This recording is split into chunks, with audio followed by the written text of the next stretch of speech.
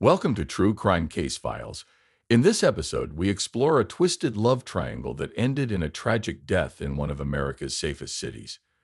This is the story of Sarah Miller, a compassionate nurse, loving wife, and mother whose life was cruelly cut short. A victim of a twisted lovers and friends were interviewed, and many described David as charming but sometimes aloof.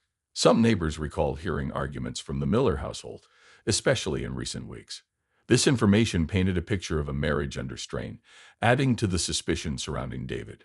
Despite his outward calm, David's manipulative and deceitful nature began to emerge. Detectives were now more determined than ever to find out if David's facade of innocence was hiding a darker truth. The investigation into Sarah's death was just beginning, and David Miller remained a key suspect. The second suspect in the investigation was Emile Rochefort, a 25-year-old personal trainer and David Miller's lover. Emile was a French national known for his attractive looks, fit physique, and confident demeanor. He worked at a high-end gym in Sacramento, popular among the city's elite. Emile was ambitious and driven, often pursuing what he wanted without much regard for others. Detectives Laura Benedicto and Julian Collins brought Emile in for questioning. Emile appeared calm and collected, but his bold personality was evident. He did not shy away from admitting his relationship with David. In fact, he seemed almost proud of it. Emile described how he met David at the gym and how their relationship quickly developed after David made a sexual advance at him in the gym's bathroom.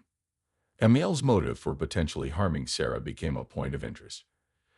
Detectives discovered text messages between Emile and David where Emile referred to Sarah in vicious and derogatory terms, calling her an old cow whose milk is already spoiled. This suggested a deep resentment towards Sarah. When asked about these messages, Emile dismissed them as harmless jokes. During the interrogation, Emile claimed that he and David had broken up after he found sexually explicit texts between David and another man named George. Emile explained that he felt betrayed and hurt by David's infidelity.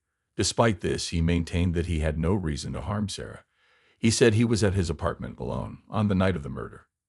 The detectives noted Emile's defensiveness and his quickness to deflect blame onto others.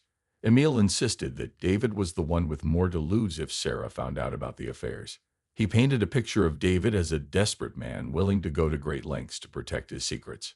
Emile's alibi was weak, and his aggressive attitude during questioning did little to help his case. Detectives continued to press him, but Emile stuck to his story. He repeatedly denied any involvement in Sarah's death, suggesting that the real culprit was David or his mysterious lover George. Despite his confident exterior, Emile's texts and demeanor raised many red flags for the investigators. His willingness to speak negatively about Sarah and his rocky relationship with David added complexity to the case. Detectives Benedicto and Collins knew they needed to gather more evidence before drawing any conclusions. As the investigation progressed, Emile remained a suspect. His bold personality and lack of a solid alibi made him a person of interest. The detectives were determined to uncover the truth and find out who was responsible for Sarah Miller's tragic death. The third suspect in the investigation was George F. Kessler, a close friend of the Miller family. George was 65 years old and a former Olympic skier. He had a quiet demeanor and was known for being friendly and helpful. George often spent time with the Millers and was considered a reliable family friend. Detectives Laura Benedicto and Julian Collins brought George in for questioning. He appeared calm but surprised by the call. George explained that he had known David and Sarah for many years. He described his relationship with them as close and supportive, especially after David confided in him about his marital issues. George's potential motive became clearer during the interrogation. Investigations revealed that George was not just a friend, but also David's current lover and sexual partner. This relationship had been kept secret, adding another layer to the complex web of deceit. George admitted that he and David had recently become romantically involved, which created tension with Sarah. Detectives asked George about his whereabouts on the morning of March 15, 2021. George claimed he was at home, recovering from a recent knee surgery. He provided medical records to support his statement, but the detectives were not fully convinced. They pressed him about his knowledge of David's affairs and Sarah's discovery of them. George's answers were calm and measured, but detectives noticed signs of stress.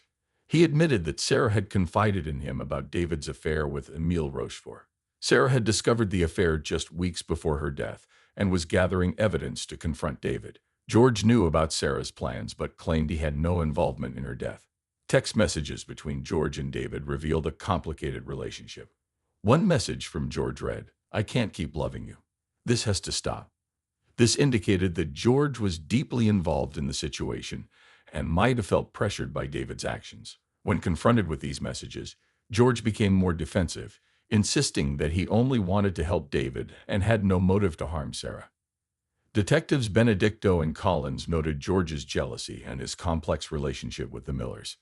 As a childless bachelor, George might have been envious of the family life David had with Sarah.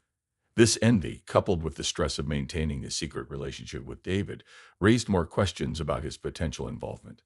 Despite his calm exterior, George's connection to David and his knowledge of Sarah's plans made him a key suspect. The detectives continued to investigate, knowing that every detail could bring them closer to solving the case and uncovering the truth behind Sarah Miller's tragic death. Hey, true crime case solvers interested in more real-life murder mysteries, be sure to like and subscribe to our channel.